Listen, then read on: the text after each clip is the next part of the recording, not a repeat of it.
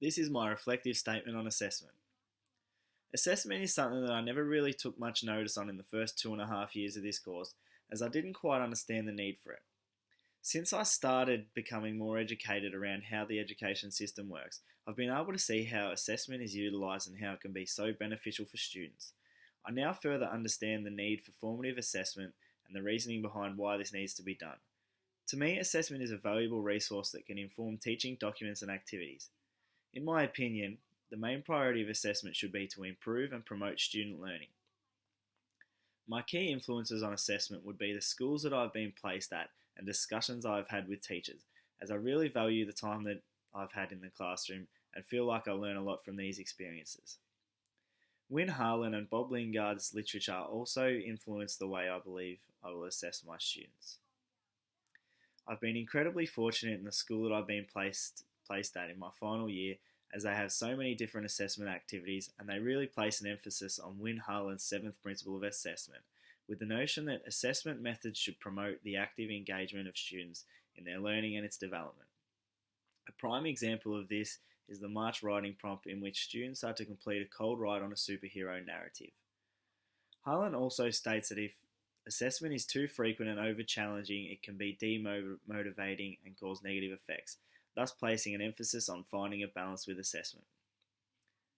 Assessment is a key link in the chain of teachers understanding their students, as it provides teachers with key information and concepts that a student may not be able to grasp.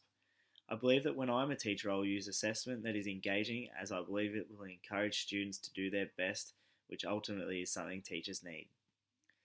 I'll also use the results to differentiate my classes, as differentiating is something I feel strongly about, whether it be placing a high student with a low level student to support them, or placing students in groups with similar understandings or development. Something that has surprised me during this assignment is the differences in the two education systems. Although they both undertake NAPLAN testing and use the Australian curriculum, I was surprised by the amount of added testing that the Catholic education system do, and the fact that they have an added priority in numeracy. This surprised me, as I think the education system should be well-rounded and the priority should be placed on the development in all areas of learning.